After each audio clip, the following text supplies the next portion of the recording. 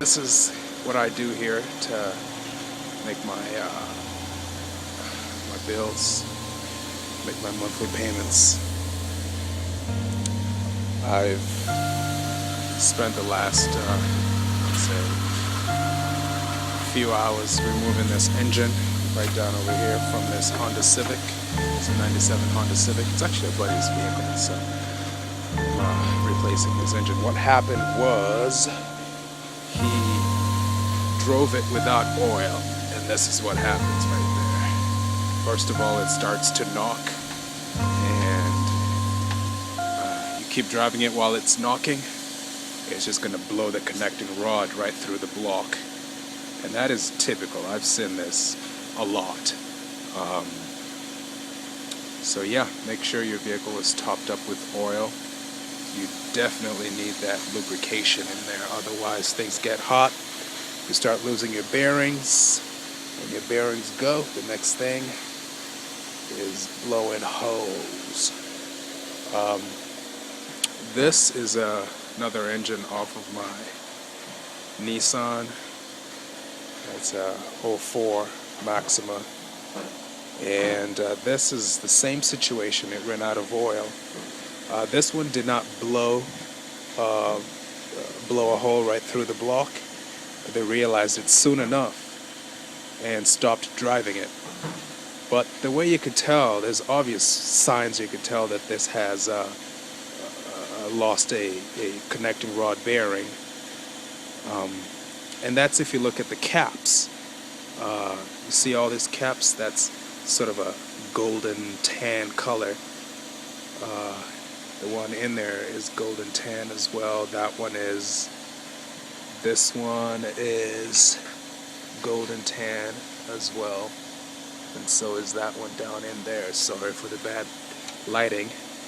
But this right here has turned black. And that's a sure sign that this is the knocking connecting rod.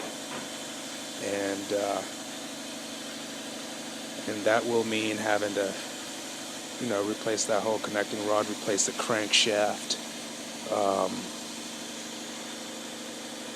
and all that fun stuff. So, the plans, I got this engine from the junkyard. Some of these vehicles are like this Honda Civic right here. It's a lot cheaper to just buy a used engine, and that's what I did. That one, I'm going to rebuild it because the used engine is like $1,500. It'd be cheaper to rebuild that one, in my opinion. But so this is going to be going into this vehicle tomorrow. And then after that's done, I could start working on the floor for my tiny house here. It doesn't look very much like a tiny house. It just, yeah, you'll see progress as time goes. And this is the furnace that I've been building the last month and a half. I've got 100 feet of copper, 3/8 inch OD copper in between these two tanks. So I could run coolant right in between, right through the copper lines, and I could heat my house or the shop using that radiator right there. And I ran those experiments, blah, blah, blah, too time consuming. I spent so much time on this heat thing that I just got tired of working on it. But I built everything from scratch, including this door here. I have to silicone everything around first of all so I can get it completely airtight, and that way we don't have any wood smoke leaking in here. And then typically the doors they open horizontally. Mine is opening vertically, which is perfectly okay. It's I guess it's a design flaw, or I should say it was just an accident. But it turns out that it works incredible. As a matter of fact, I think it works better. I made these hinges just because I didn't have another option. I didn't feel like going to buy hinges, so I made those. And yeah, pretty much made everything. And you can see that fire is burning in there. A few logs. My air inlet is from the opposite side. I don't know if you can see it. But that's where the air comes into the drum. And it burns nice and hot. It's a really good heat. Especially out here in Minnesota where the winters are frigid. Winters are no joke. And it's my brother working on his projects. He's building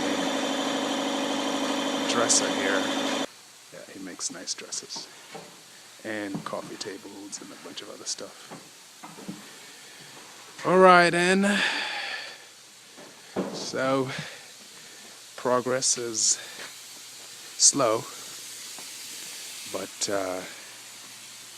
work still continues. So once I get the engine back into that car, hopefully tomorrow, I can hurry up and get paid so I start working on the floor on my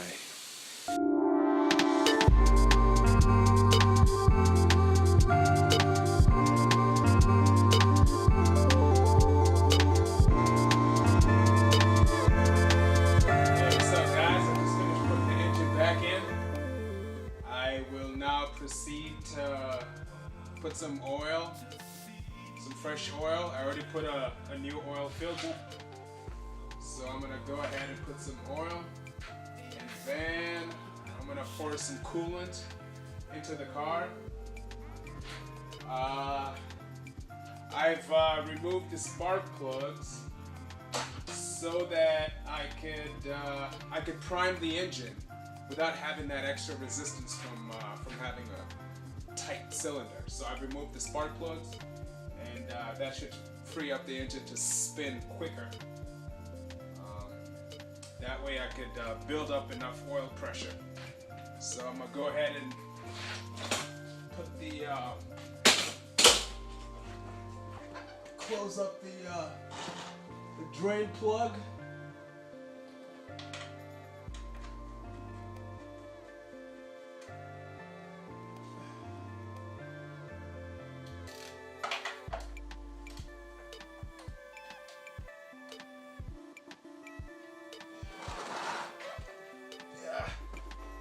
I had to drain the old oil from that engine. When it comes from the junkyard, it typically has a little bit of oil in it. So I gotta drain that, which I have done. Now I think this 4-cylinder engines typically take somewhere between 4 quarts to 4.5 quarts. This is a little over 5 quarts, so what I'm going to do is I'm just going to approximate, which is perfectly okay. I'm not sure where my funnel is. Let's see if I can do it without the funnel.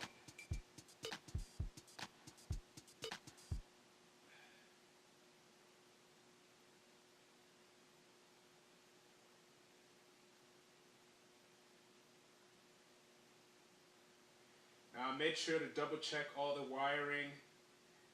Make sure there's no plugs that I didn't put back. And check all the hoses, make sure they're connected.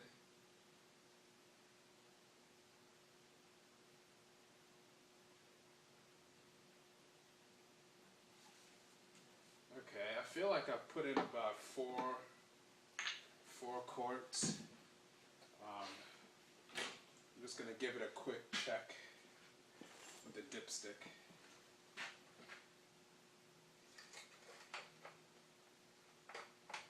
Sometimes you have to give it a minute so that it settles down into the oil pan so you can get a more accurate reading.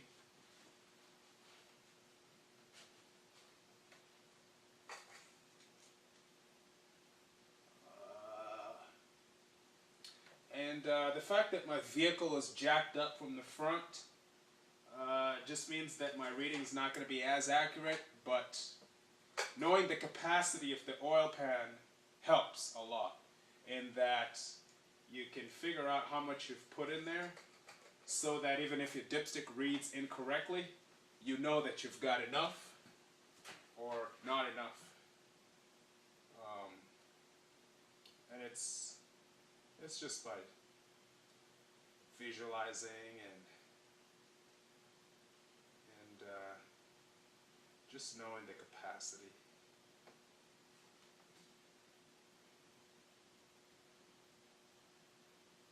Okay, I think that'll do it.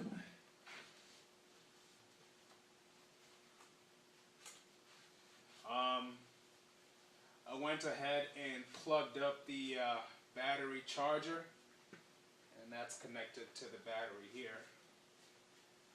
So the next thing to do is to go ahead and prime it. Now there's different ways of priming it, but I mean when the engine is already in there, the only way to do it is using the starter. Now this particular engine, the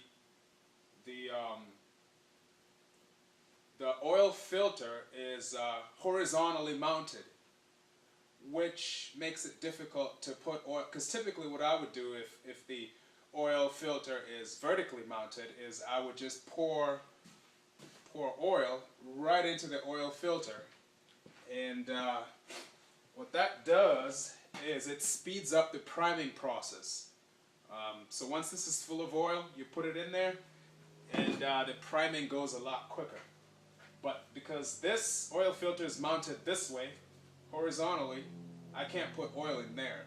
So it'll take a little bit longer to prime it, but as long as we are not cranking it too much, I have to connect the negative terminal.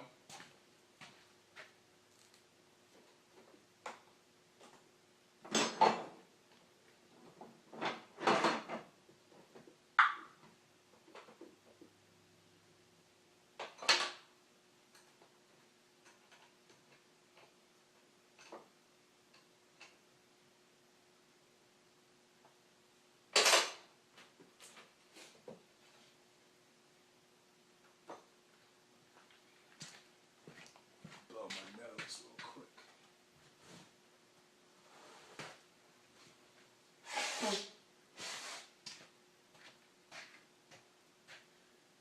All right. Now let us go ahead and prime it. And what I'll be doing in here is I'll be taking a look at the oil light to see when that goes off, I know the thing's primed.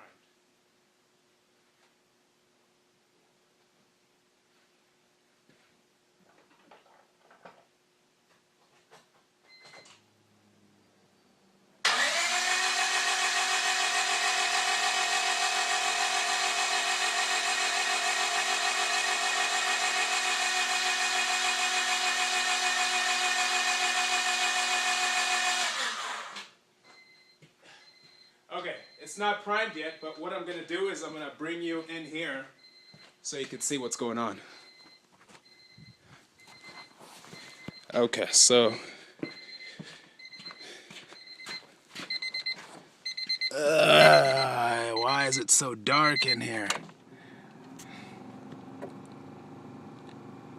Yes, it's very dark. Just a second. Put up a light.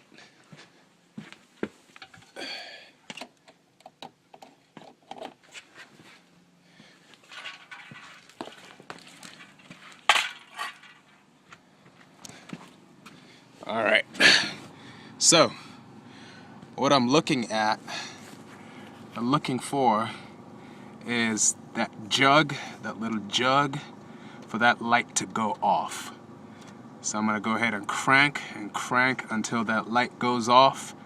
Then I know I've got adequate oil pressure.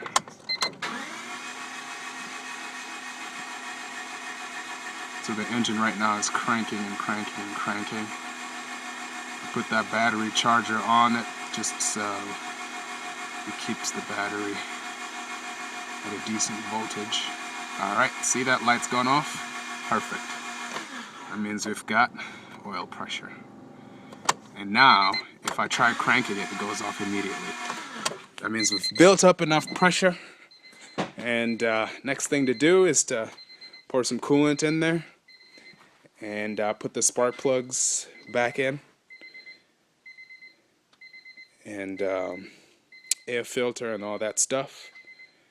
And then we could be good to start it up. Alright.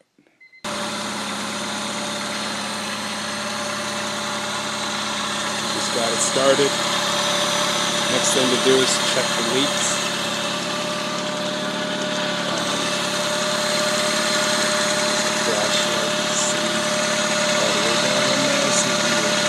The exhaust is leaking. I told the owner that there's a crack in the intake manifold, or the exhaust manifold.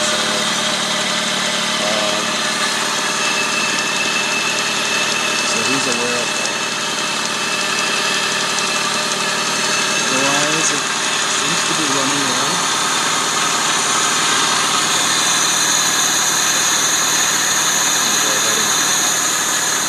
We'll filter after it's been running for a few minutes.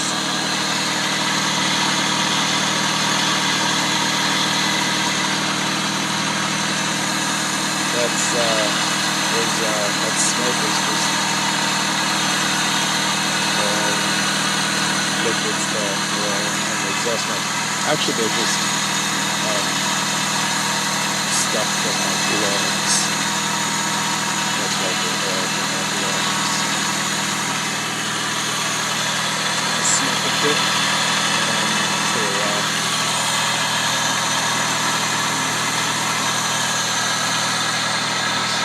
show that no more leaks. Double checking the cables again. Make sure those are connected. There's one cable over there that isn't connected, but that's going on to the power supply.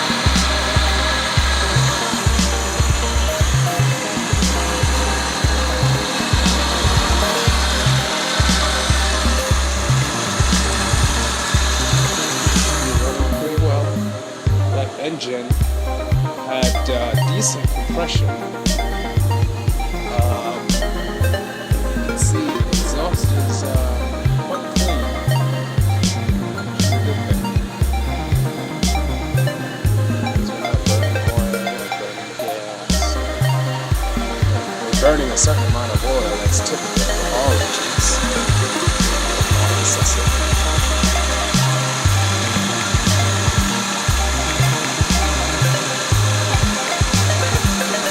Let it run until the fans come on. The fans come on.